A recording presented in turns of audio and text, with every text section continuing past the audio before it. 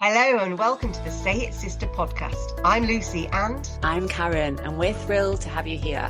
Our paths crossed years ago on a shared journey of self-discovery, and what we found was an unshakable bond and a mutual desire to help others heal and live their very best lives. For years we've had open, honest and courageous conversations, discussions that challenged us, lifted us and sometimes even brought us to tears. Now we want to share those conversations with you. We believe that by letting you into our world, you might find the courage to use your voice and say what really needs to be said in your own life. Whether you're a woman seeking empowerment, a self-improvement enthusiast, or someone who craves thought-provoking dialogue, join us as we promise to bring you real, unfiltered conversations that encourage self-reflection and growth. So join us as we explore, question and grow together. It's time to say it, sister. Good morning, good afternoon, wherever you are in the world. Welcome, welcome, welcome. We've got another amazing conversation around empowerment for you sisters. So we're going to explore a little bit about what empowerment is, what it means to us, the work that we do. And over the weekend, I have been exploring a little bit about empowerment because the word itself gives me a little bit of the irk. And I've just been trying to understand why that is. And for years, both Karen and I have been working with organisations around empowerment and to encourage leaders to let go of their power, share it, empower their people. But here's something that we've both learned. Those who feel empowered themselves from the inside, they are the ones who are more willing to empower others. So if we're to create a world where we all feel our own inner power, so that we live from our own choices and our own agency, and we want to create empowered workplaces, do we really need to start with our own internal personal empowerment first? And another question that came up is, can we truly become empowered alone? Hey, Karen. Hi, good to be here as always. It's a really important questions, and it's just taking me into the space of what it feels like to be disempowered, and this idea of losing our voices, feeling fear, wanting to be, either feeling like we're being controlled or wanting to be in control of something. That feels very disempowering to me, and closing down of something that actually, when we're empowered, we're open, we're collaborative, we are more able to respond from a creative rather than a reactive place. So I see the empowerment goal, and I also am very, very aware of that feeling of disempowerment, and I know where I want to be. And at the same time, it just feels like a daily practice of empowerment. And like you say, it's a feeling that comes from inside us. You can empower people and say, I trust you, I believe in you, go find a way through that and let me know if you need me. That is a form of empowerment. And I've certainly been that leader and enjoyed being that leader. And yet, if the people on the other side don't believe you or are not feeling empowered, it's not really going to work. So personal empowerment has to be the key coin that we put into the machine. And then it's got to go wider than that, because you can feel empowered, but then be in a disempowered space or work within a disempowered team, and it's not going to work.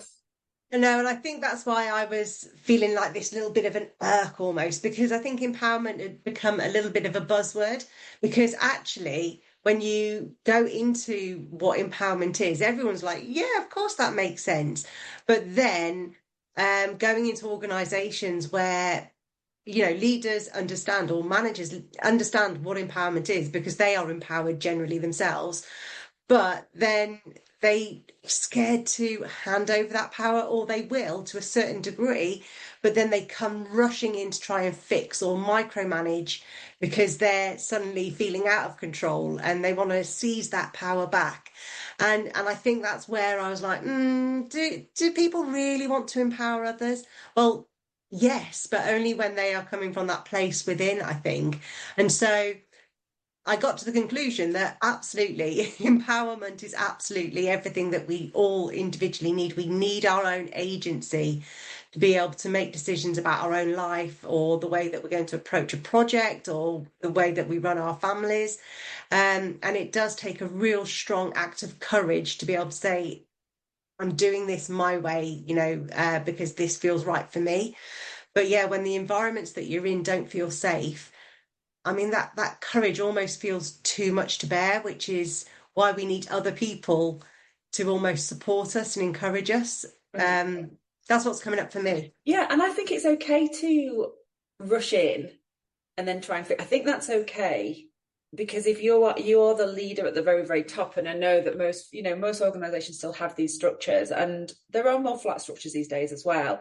It's okay to rush in, but I think what is really important is that you then trust your team, who might turn around to you and say, you need to just back off a little bit.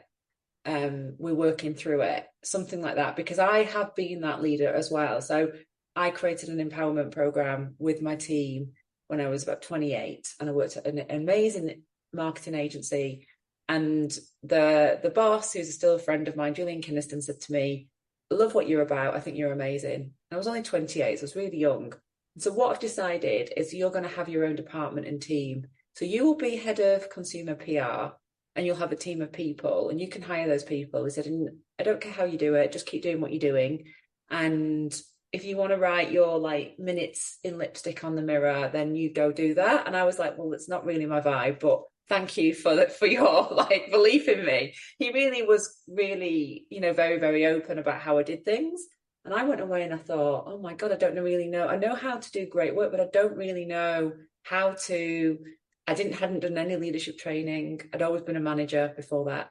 So it was like, wow, I don't really know where to go with that. And I tested different things, and I looked around and I looked at how other people were doing it, which seemed to be, we work through the line, the executive will do this, then they pass it to the manager does their thing, and the manager passes it to the director, and then the director might go with that from there, or it might go further up. Now I was at the top. And then all the way along there is red pen and tape. And it's like backwards and forwards, backwards and forwards, and backwards and forwards. And there needs to be a little bit of that. But I was like, what I found was that I was staying in the office really late. And I never wanted to do that. And I never wanted to work like that. So I was like, this is not working for me. And if this is how I'm going to be leading my team, I don't want it, because it's going to really destroy my spirit. And so I sort of got a coach and started working with a coach. And we created this empowerment plan that was based on the problems that I was experiencing, that was also the problems for the team, because it doesn't feel good when someone's kind of coming back in critiquing your work.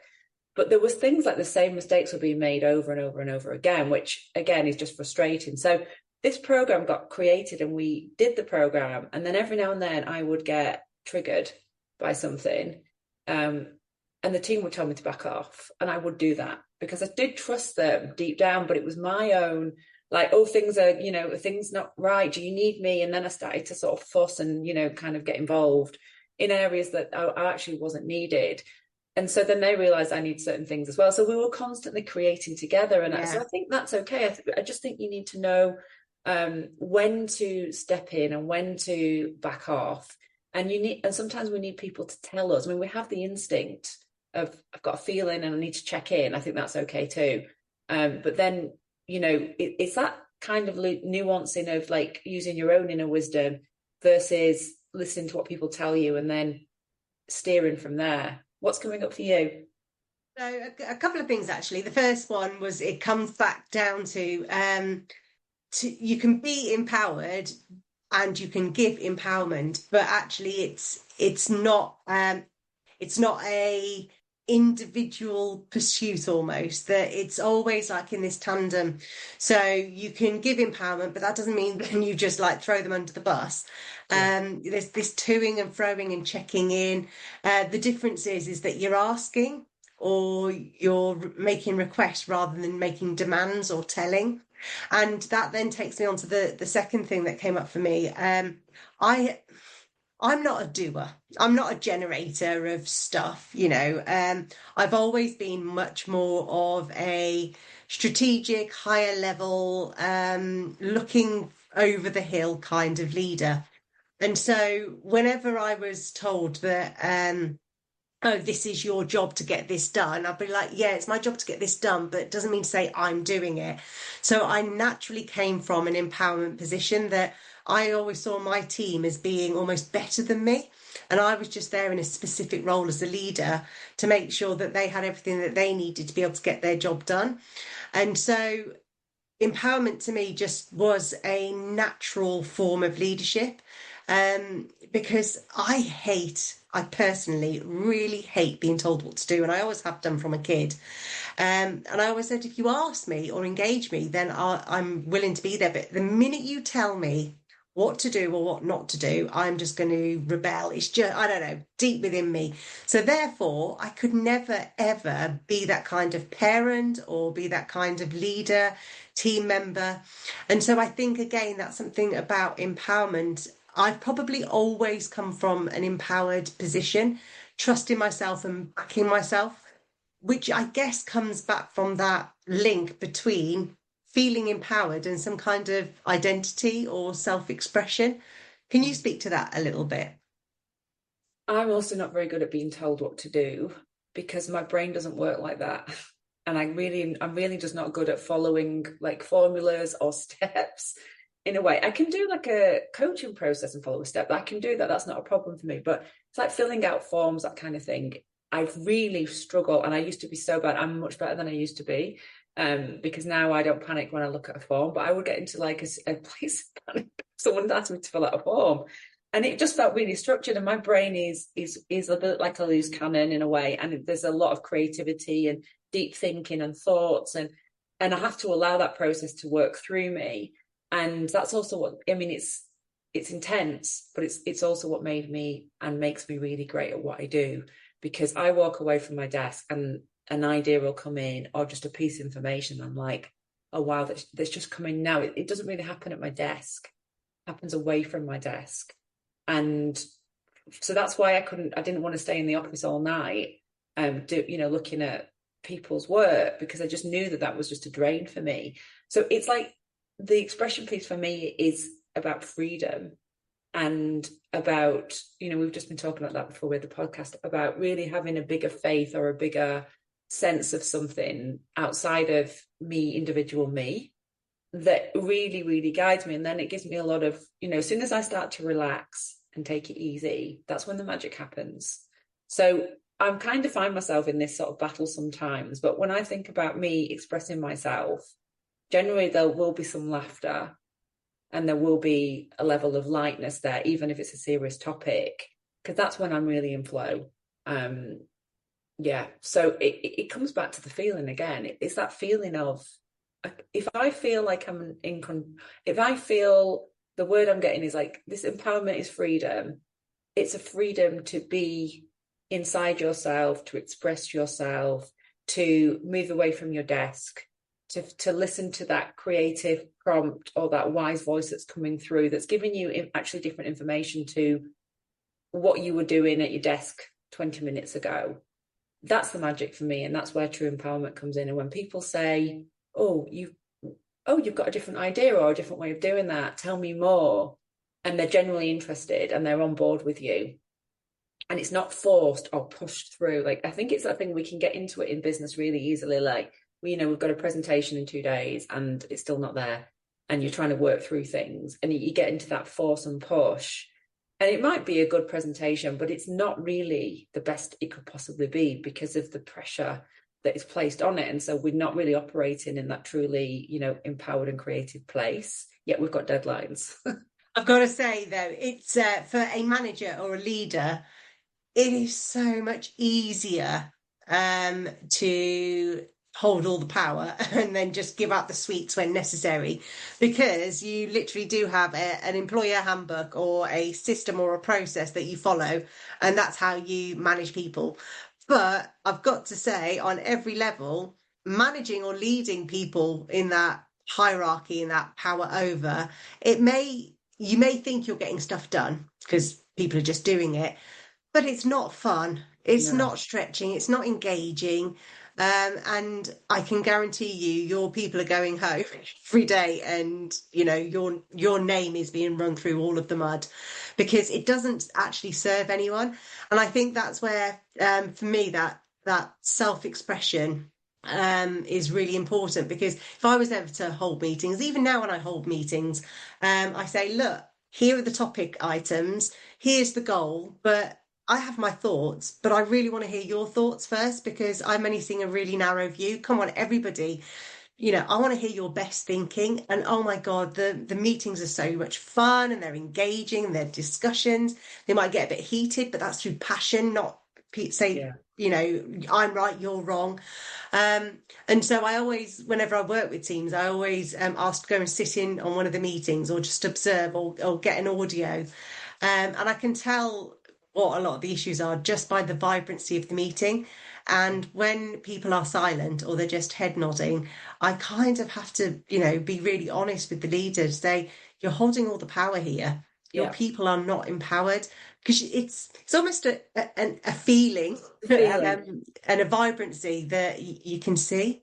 And the fear element is huge because obviously I was talking about pressure earlier, but I do feel like if you are in a team and the people at the top have that sort of like fear programming that's happening, or just people just feel like they don't really like they can make decisions, but those decisions are going to be, overpowered or discredited, and they're going to look ridiculous, and the ideas weren't good enough, and you get into that self-doubt place, which is the anti thing of empowerment. Like when we go into self-doubt, overwhelm, we're disempowered, and that can be something personal to us, or it could be literally coming through from, line managers all the way down. But I would imagine, and I know that this is true, if you've got somebody above you who is placing that through the work or through the relationship, that the person above them is doing the same. And it kind Yeah. of cascades, as we know with like fear and panic, it's, we catch it from each other as well. So our feelings of how we're feeling on the inside then comes through us, and our heart rate goes up and our brain starts to work frenetically, and people feel that in the space around them, and then they think, oh, something's not right, so that disempowering energy of that feeling comes into the space, and then they go, oh God, is it me, have I done something wrong? And then we can't think straight, like our brains are just like in fight, flight, freeze, and we've gone into survival mode, and there's nothing good coming out of that unless we genuinely need to run from a bear in the woods. That's the job of that. I can honestly say that the worst relationship I ever had taught me everything I needed to know about empowerment. And prior to this relationship, I was fully empowered. And I remember saying to my friends, even as like a late teen, well, if you're in an unhappy relationship, just leave. You're totally in control of your own life. You are a master of your own destiny because actually, it is as simple as that. When you are empowered, you make choices based on how is it serving me. And then, obviously, life comes and gives you some signals to say, it's not as simple as that, Lucy. You need to do a bit of learning. So they sent me this relationship, which completely disempowered me.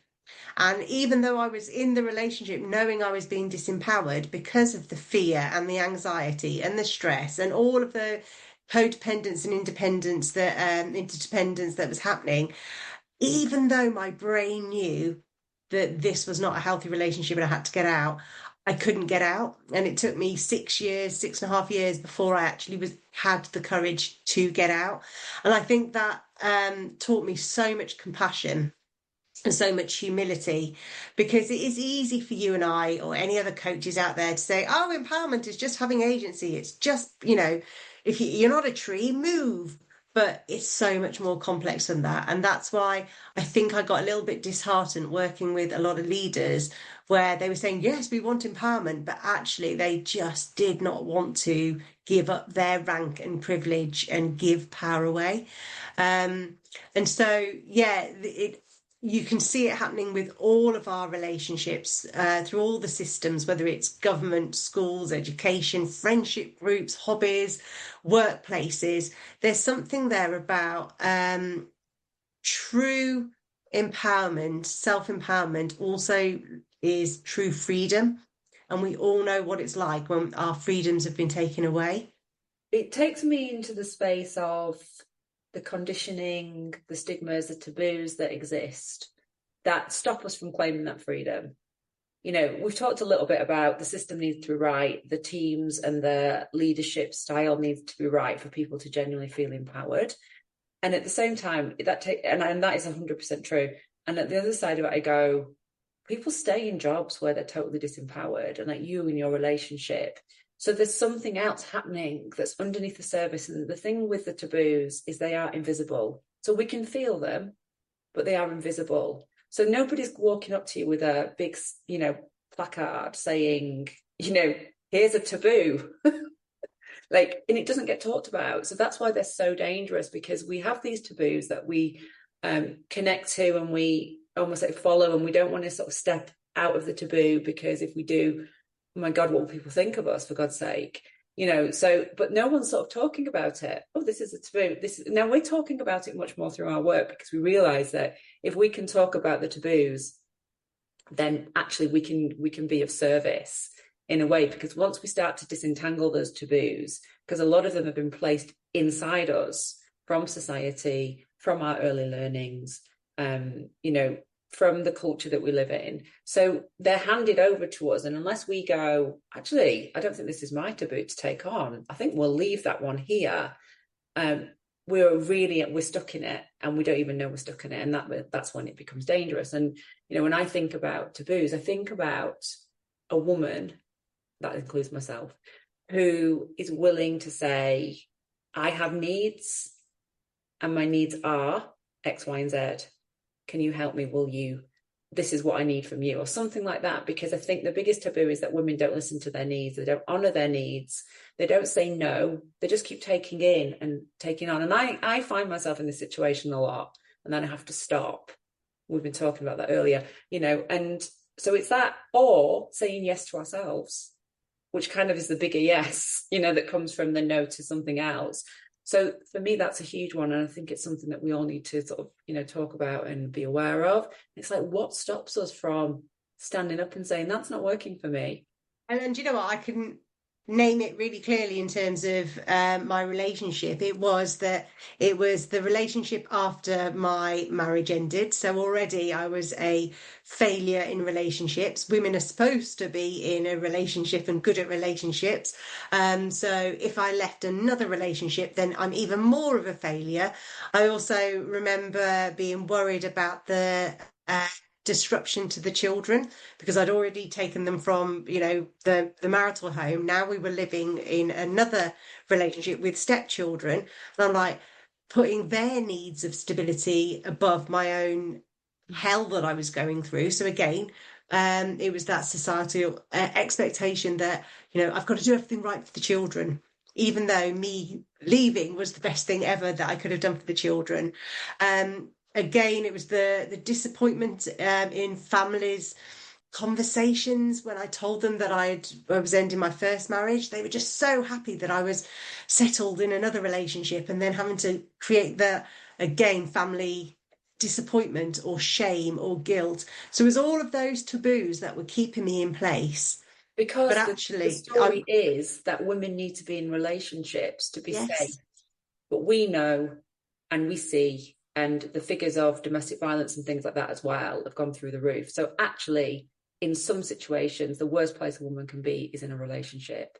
But we've been told, and it's been drummed into us, you get married, you have a family, you stay in your relationship. Yes, you can get divorced, people, that's kind of part of everyday life. So that's a shift and change. However, you're still safer if you're with a man, because that man will protect you. But what happens when that man is not protecting you, and when that man is disempowering you? And that doesn't have to just be physical, it's across the board, emotional, spiritually, in your well-being, in your body. I mean, all of that. So we need to know that our empowerment is not linked to any other person, really, that our empowerment sits inside of us. And then we want to choose people who see us and want to be part of our empowerment journey, not the other way around. So that's, I think, the biggie. And I'm trying to think what taboo is. Like, what is the name of that taboo? Is it a safety taboo, or a taboo of being unsafe? I think it's so layered. It's the people, society doesn't like independent women. Yeah. And so I think it's something, there is safety there, but it's also like people know your place. The 2.4 nuclear family is what the government told us in the post-war years was what we were supposed to aspire to. And if we're not that, then we're not fitting into society. Even though it was just some, like I said, post-war program, it didn't actually mean anything. Nobody actually worked out happiness and success was based on 2.4 children. It was just a notion, but somehow, through propaganda and everything, we all believed it. Yeah. Which goes back to this freedom aspect again, to be radically free, free in your thoughts, free in your choices, free to live the life that means and matters to you. That's dangerous because that who knows where society will go then. And it's a freedom to be real with how you're feeling and what's coming up for you, as opposed to, like, we've been talking about this, but smiling, everything's fine, my life is great. Like there's a performance element to that, and then there's a reality element to that. And I feel like for me, when we're empowered, we've got to select who we show what to. I still believe in that because we're not showing everyone everything. But when we, having the people in our lives where we can go, actually, no, I'm not. In this moment, I am not okay. I know I'm fundamentally okay, but I know that there's something that's required of me, and it's inside. It's as simple as that. For me, that is through empowerment, because we're not masking, and we're not in the performance of the dance that actually doesn't serve us, because we just put more pressure on ourselves then, because people think, well, she seems to be doing well, why don't we give her that? Because this is what also happens. Overwhelm is a huge thing, and it's always been a factor in my life because my brain thinks a lot, and I'm very good at getting things done. So often I would find that I had more on my plate, but I was terrible at saying, well, why have I got all of this? And that person sitting there has got, I've got four brands to look after, and that person's got one or two. And mine are really big brands as well. So what's happening here? And it's because I'm capable. So over time, and I have to keep working with this to say, where's the line here? Where's the line? So that I can stay empowered and actually continue to focus on what I need to do, as opposed to, actually feeling very disempowered because I know that the balance is off, and how things are being proportioned isn't right. And the taboo there is around, well, we don't question our elders or our bosses or our doctors or our parents. We don't question them. And so we just keep taking and taking and taking. And actually, it's a load of rubbish. And if we stay silent and just keep taking, taking, taking, we do get into overwhelm and burnout. And so breaking those taboos, and I know that you and I have both done this with our children, to say, you don't automatically respect people. Yeah. They have to earn your respect. And so breaking that old taboo, so that you can say, actually, boss, why have I got 5 case studies and they've only got one? Can we have a discussion about it? It's not about throwing your toys out the pram and having a hissy fit. It's about challenging from an empowered place. Absolutely. And it's vital, isn't it? It's vital that we notice, that we become more aware. Then we check in with ourselves and go, okay, what's also my body telling me? And then from there we can step into, and now this is what I want to ask for. This is what I'm seeing. Then you get into a discussion, and I feel like empowerment is genuinely the thing that the company is going for, that the teams are going for. All those voices should be allowed to be heard. Everyone should be able to have a say. It's good to have a time where you think about it and then you come back, because otherwise, again, it's not an empowering space, because if we're not listening to each other, our voices are not empowered. Therefore, you just become, it feels like you're in like the machine almost, and the feelings that come from that are anger, frustration, resentment. Again, that this is not conducive to empowered environment, I'm going to say. That's the word I was looking for. Yeah. Our work here is not to be the powerful ones and saying you are now empowered to our listeners and to our clients, but we're there to almost give them the permission slip to empower themselves so that they can, like, actually, yes, I can power up and listen to my own needs, or request what I want, or make a change in my life because I am empowered. And I think that's a truly amazing gift. And as coaches, we would never tell anybody what to do, because that's not our job, but we can absolutely shine a light, give that permission slip. And it's up to our listeners, up to our clients to take hold of it in the best way that they can. So what tips or advice would you give to somebody who wants to take, just even if it's a tiny step, into being a little bit more empowered? Yeah, I think focus on who you are as a human being. Like, go back into your I ams, and spend some time connecting to your heart. And it's like, what are the things that you know about yourself? Like, I am kind, I am caring. It's kind of the same thing. I am creative. And it's like we start to sort of like put that down on paper. So it's like it's inside us, but we almost like need to acknowledge ourselves for it. And that's when we start to feel into like, oh, this is who I am. Okay. So if I am kind, caring, brilliant, creative, then what choices can I make? What am I going to say yes to and what am I going to say no to?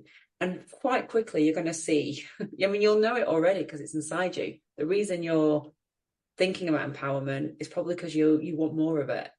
So therefore, go deeper and then start to break it down for yourself. And sometimes we can look at that paper and go, I kind of got everything I need here.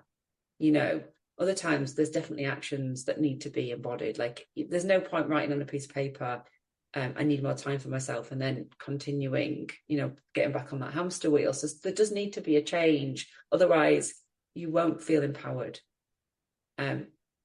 We don't want fake empowerment. There's enough fake stuff in the world, pseudo self-esteem, and we don't want that. That's definitely not the work. And it's easy to fall into the traps of that. Like, okay, well, if I go get that promotion, I'll feel more empowered. But is that promotion really, really, really what you want right now? And it's that's just external.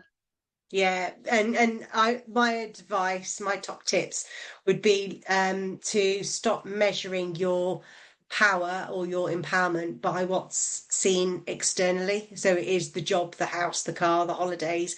They do not empower you. That's just wallpaper almost. Empowerment comes from the place from within.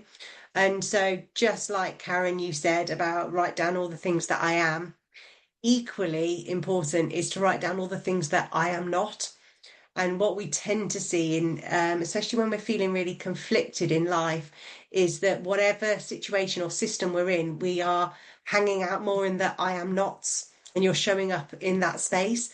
And so again, it's almost like just a pulse test, a temperature test of like, list all of the I ams, list all the I am nots, and just work out a percentage of, in this group or this system or in this work that I'm in, how much of myself am I being real? And what can you do to empower yourself just to notch it up more towards the I ams?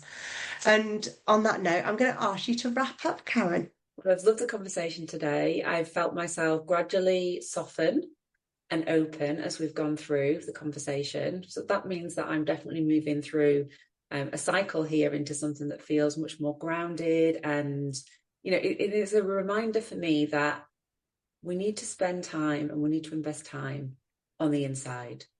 And having conversations with like-minded women is part of that, because it opens something up. So we can listen and then we can reflect and then we can tune in and learn. So I feel like I've been on a journey today. So I want to thank you for that. And say to everybody, no matter where you are right now, there is a beautiful journey that's unfolding in you. But trust yourself, trust what's coming through, and find those like-minded sisters who will join you on your journey of empowerment. Until next time, bye.